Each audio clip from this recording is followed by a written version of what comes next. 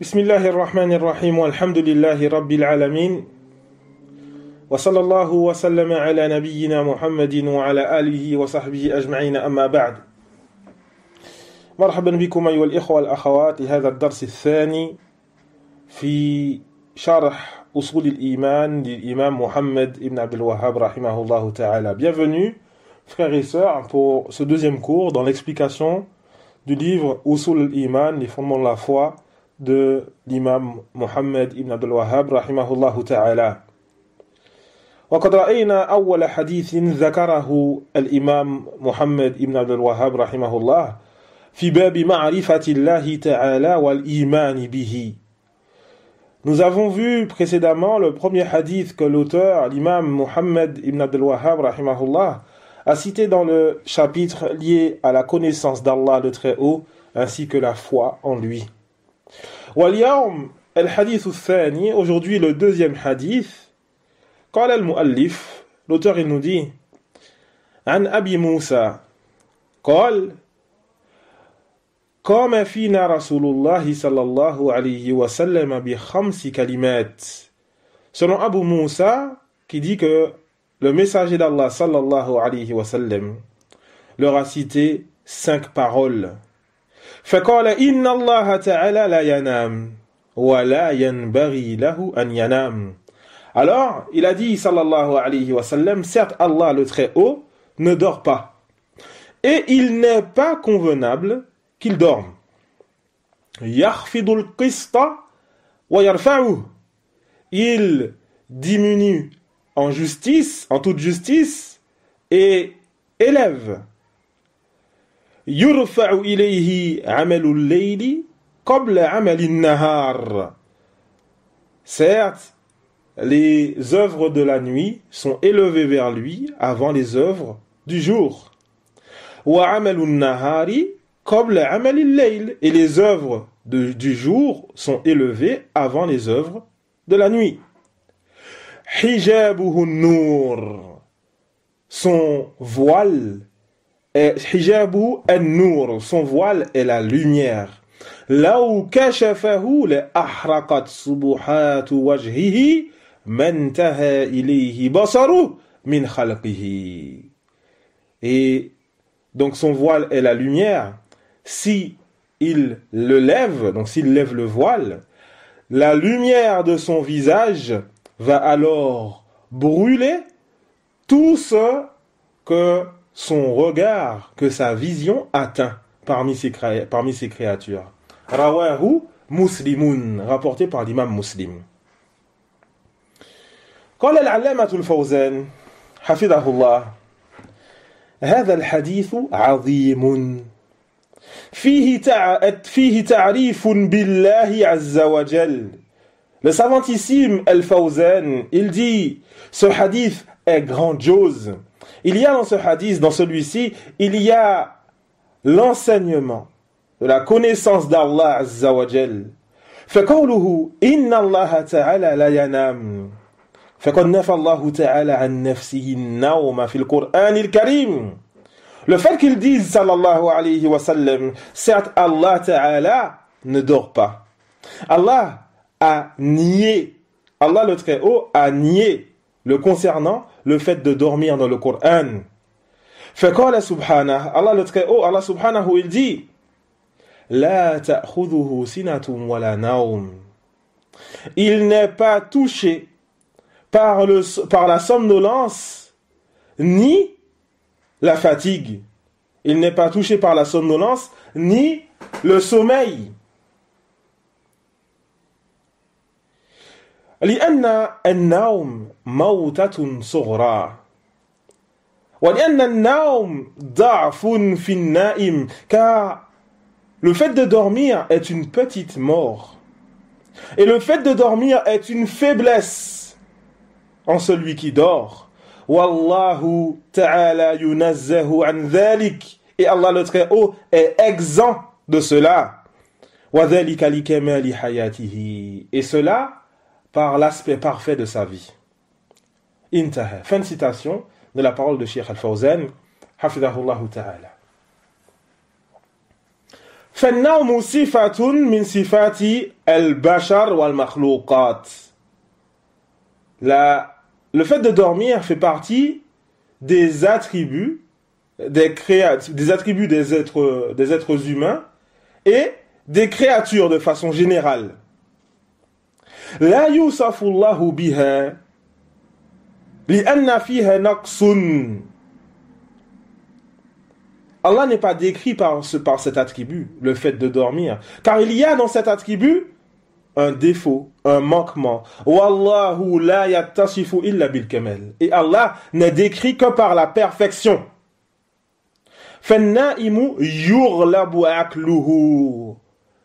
Le dormeur perd le contrôle de sa raison. Faqad yuf'alu bihi umur wa huwa la yash'ur kal mayyit لأن النوم موتة صغرى كما تقدم. Et donc, celui qui dort, il perd le contrôle de sa raison, et on peut faire de lui des choses sans qu'il le sente. Car le fait de dormir est une petite mort, comme on l'a cité précédemment dans la parole de Cheikh Al-Fawzan, hafidhahullah ta'ala. Et celui qui dort, il peut être ici avec nous, à Villerue, mais il pense qu'il est à Washington, ou à Mecca, ou ailleurs, mais il est ici à Villerue.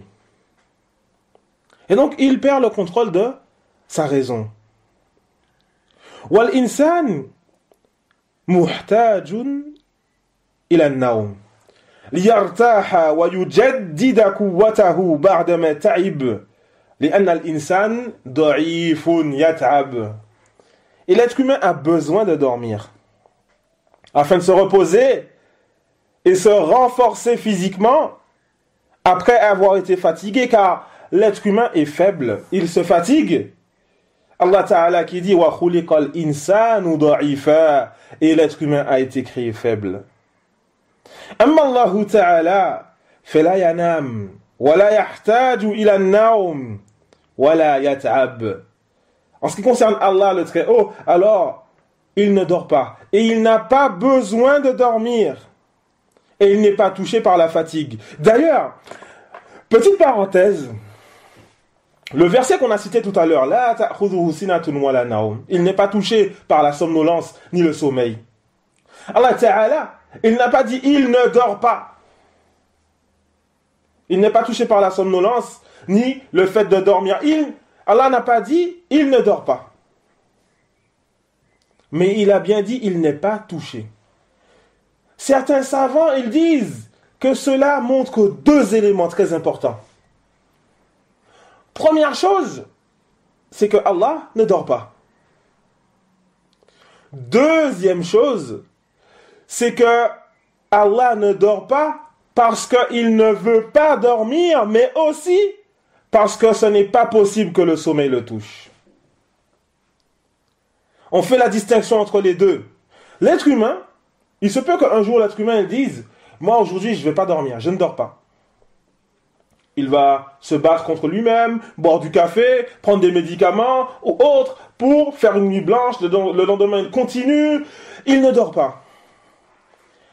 Mais au bout d'un moment, qu'il le veuille ou non, il sera touché par la fatigue, par le sommeil, au bout d'un moment.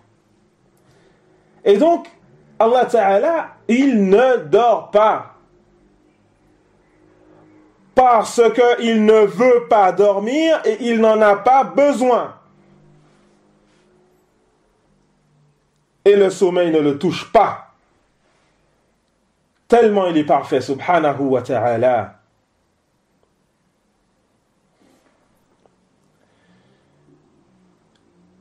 وفي هذا رد على النصارى الذين وصفوا الله تعالى بالنقائص.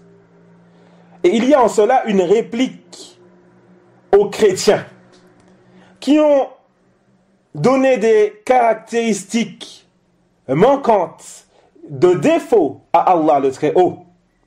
ومنها قولهم إن الله خلق السماوات والأرض في 6 أيام ثم استراح في اليوم السابع.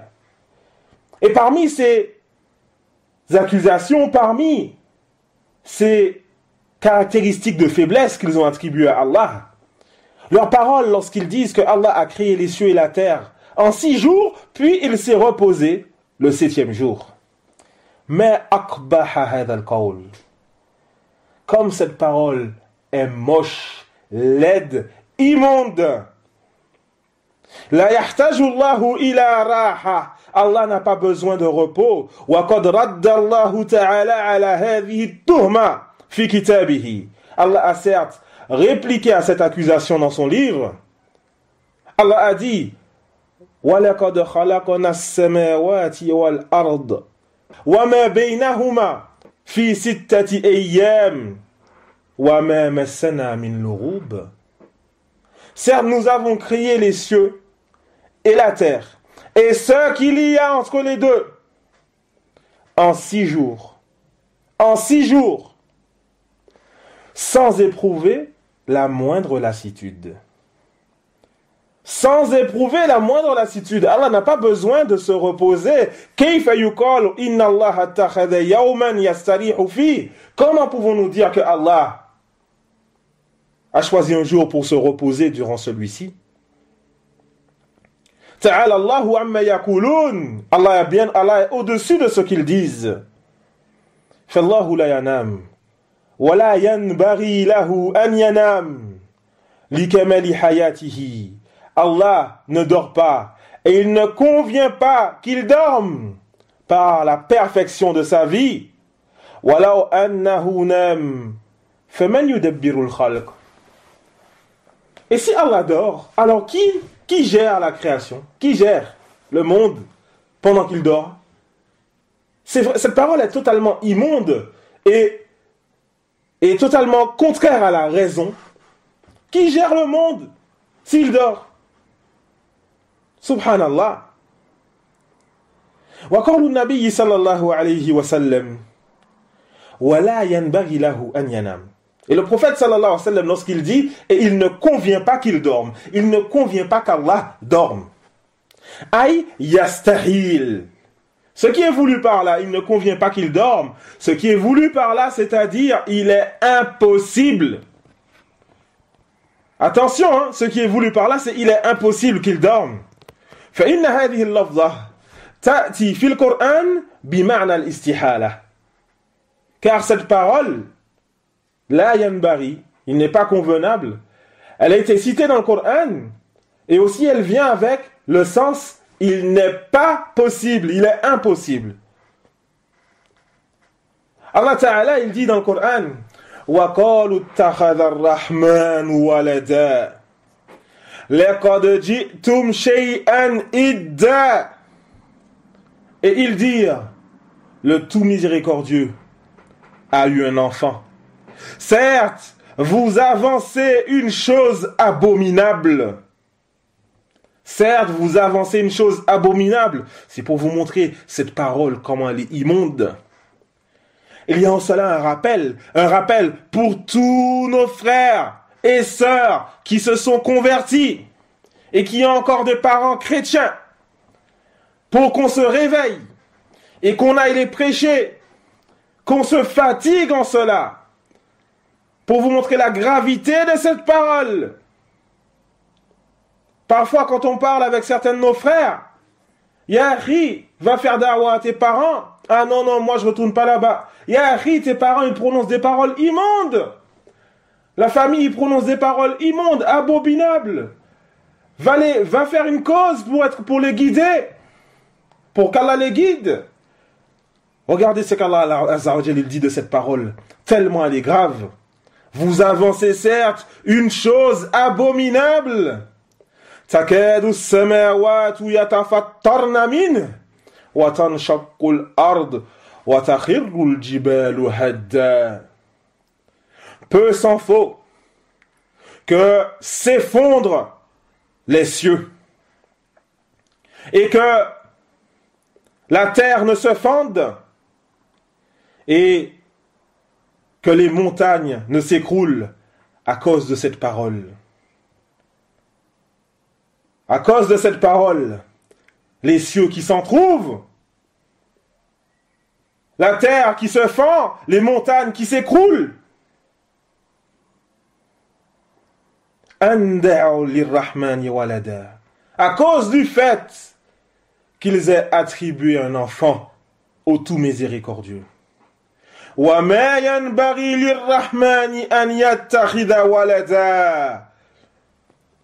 il ne convient pas au tout miséricordieux d'avoir un enfant. Ce qui est voulu par là, c'est il est impossible. Les savants du tafsir, ils disent.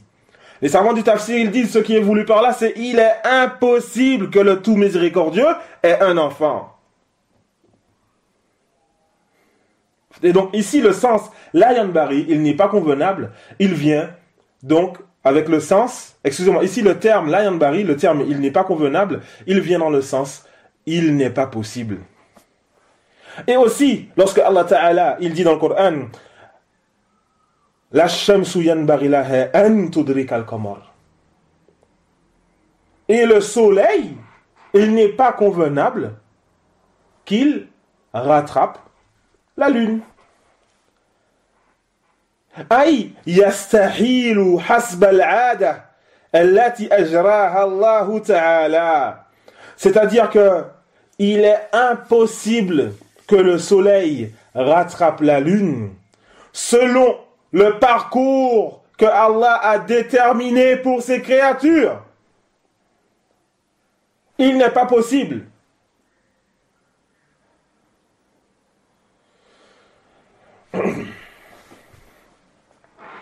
فقوله يخفض القسط ويرفعه. Et donc lorsque Allah il dit, lorsque le prophète sallallahu alayhi wa sallam il dit, Allah il diminue en toute justice et il élève. أي أن الله يحكم بالقسط فيرفع به أقواما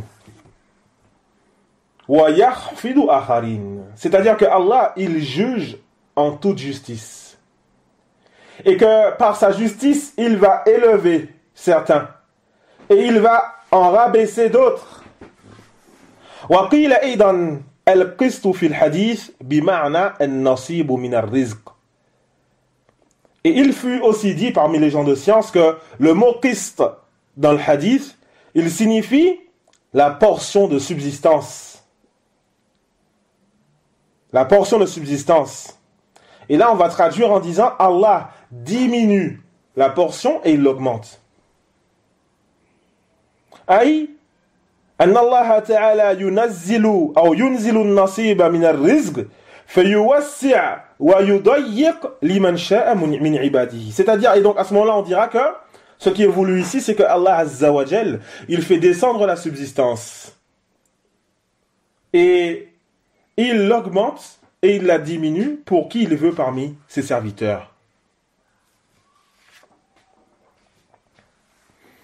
Allah Ta'ala qui dit dans le Coran Allahu yabsutu rizqa liman yasha'u min ibadihi. Allahu et aussi Allahu yabsutu rizqa liman yasha'u wa yaqdir. Allah, il augmente la subsistance à qui il veut et il la diminue à qui il veut.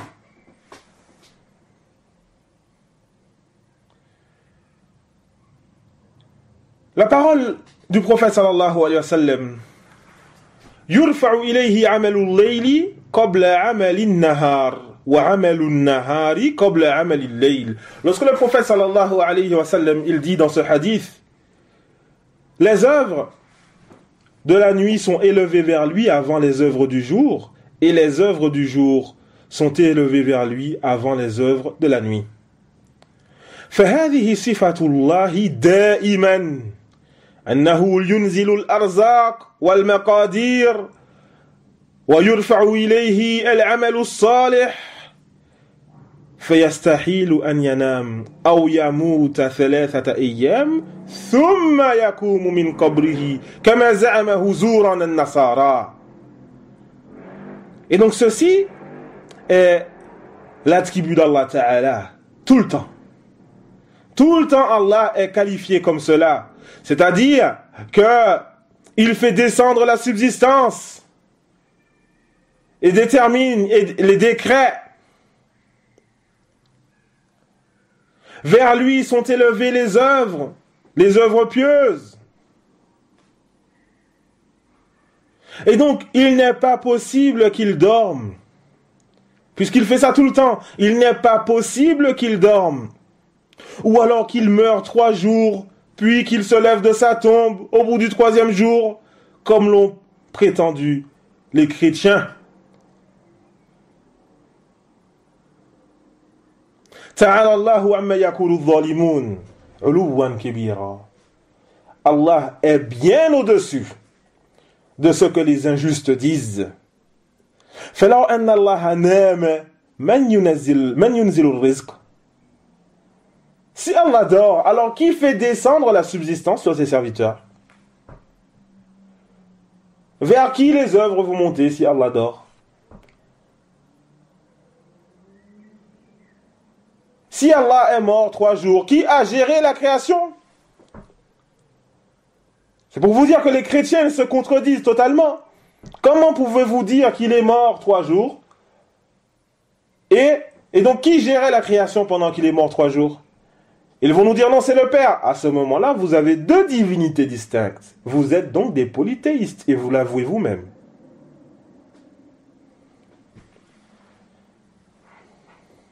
Le prophète sallallahu alayhi wa sallam qui nous dit hijabuhu nur. Son voile est la lumière. Subhanallah. Son voile est la lumière. قسم العلماء النور إلى قسمين نور حسي ونور معنوي. Les savants, ils ont divisé la lumière en 2 types. Une lumière sensorielle que nous ressentons par nos sens et une lumière au sens figuré. Une lumière figurée. والمراد بالنور هنا هو النور الحسي.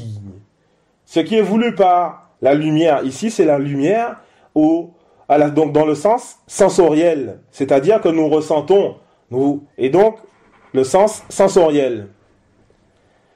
وهناك تقسيم آخر فإن النور قد يكون من صفات الله فهو غير مخلوق وقد يكون نورا مخلوقا كنور الشمس والقمر. Et aussi, il y a aussi une autre façon de diviser la lumière. On a divisé la lumière en 2 parties. On peut dire au sens propre et au sens figuré, ou alors sensoriel, comme je l'ai dit, et donc non sensoriel.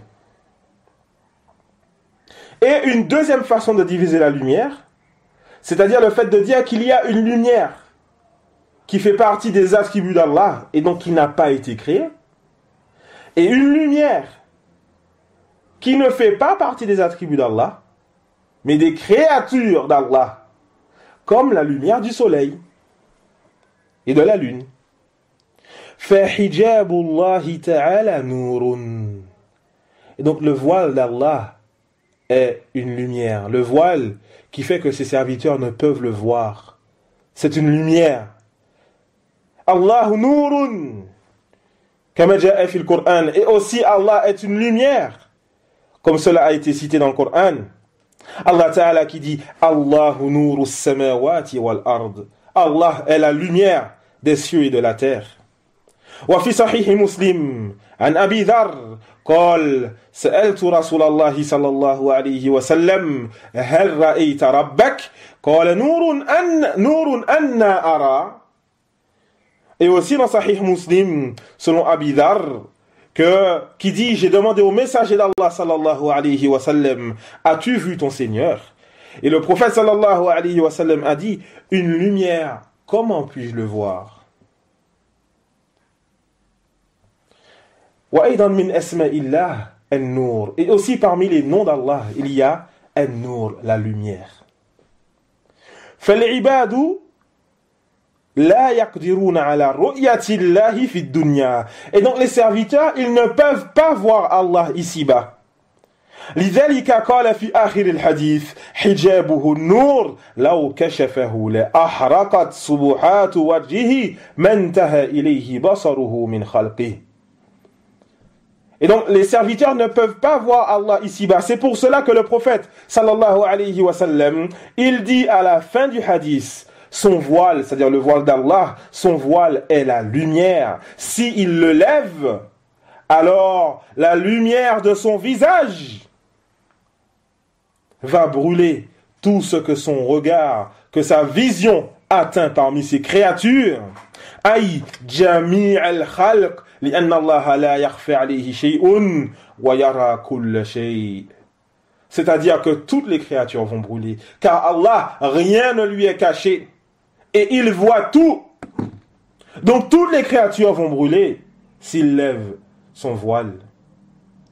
قال تعالى, Allah le Très-Haut qui dit, وَلَمَّا جَاءَ مُوسَى لِمِيقَاتِنَا وَكَلَّمَهُ رَبُّهُ قال ربي أرني أنظر إليك قال لن تراني ولكن انظر إلى الجبل فإن استقر مكانه فسوف تراني فلما تجلى ربه للجبل جعله دكا وخر موسى صعقا. Et lorsque Moussa vient à notre rendez-vous et que son Seigneur lui eut parlé, il dit, c'est-à-dire Moussa, et il dit, ô Seigneur, montre-toi à moi, afin que je te voie. Il dit, c'est-à-dire le Seigneur, Allah, il dit, tu ne me verras pas, mais regarde la montagne, et s'il tient en place, et si elle tient en place, alors tu me verras. Mais lorsque son Seigneur se manifesta à la montagne, celle-ci fut pulvérisée. Et Moussa s'effondra. Et Moussa s'effondra foudroyé. Subhanallah. فالله تعالى من عظمته لا يرى في الدنيا. الجبل لم يتحمل أن الله تجلى له وخر موسى صاعقا. Et donc Allah, le Très-Haut, de par sa magnificence, sa puissance, on ne peut le voir ici-bas. La montagne n'a pas supporté que Allah se mette en évidence pour elle, que Allah se montre. Et Moussa s'est effondré, foudroyé. Et donc ici-bas, nous ne pouvons pas supporter le fait de voir Allah Ta'ala. Amma fil akhirah. أما في الآخرة فالله يعطي عباده من المؤمنين قوة يتمكنون بها على رؤيته. Tandis que dans l'au-delà, Allah le Très-Haut, il accorde à ses serviteurs parmi les croyants, aux croyants parmi ses serviteurs, Allah Ta'ala, il leur accorde une force leur permettant de le voir. Allah Ta'ala qui dit wujuhu yawma idhin nadira. Des visages ce jour-là seront illuminés. Ila rabbiha nadira. Regardant leur Seigneur. فالله لا يستطيع العباد النظر إليه سبحانه في الدنيا. Et donc Allah, les serviteurs ne peuvent le regarder ici-bas. وفي هذا بيان كذب النصارى حينما زعموا أن الله قد ضربه عباده وقتلوه. Et il y a en cela le mensonge évident des chrétiens lorsqu'ils ont faussement prétendu que Allah fut frappé par ses serviteurs et qu'ils l'ont tué. A'udhu billah. Comment dire une telle parole? Une divinité qui se fait frapper et tuer par ses serviteurs? Allah Ta'ala, on ne peut même pas le regarder. Pourquoi? Comment oser dire qu'il s'est fait frapper et tuer? On n'arrive même pas à le regarder. Subhanallah. Et donc ce hadith est très important, les frères. Très très important. Comme l'a montré Cheikh Al-Fawzan, hafidahullah ta'ala. Et on va arrêter là pour aujourd'hui, bi'idhnillah, ça fait déjà 30 minutes. On demande à Allah Azza wa Jal qu'il nous accorde la réussite. Il est certes capable de toutes choses.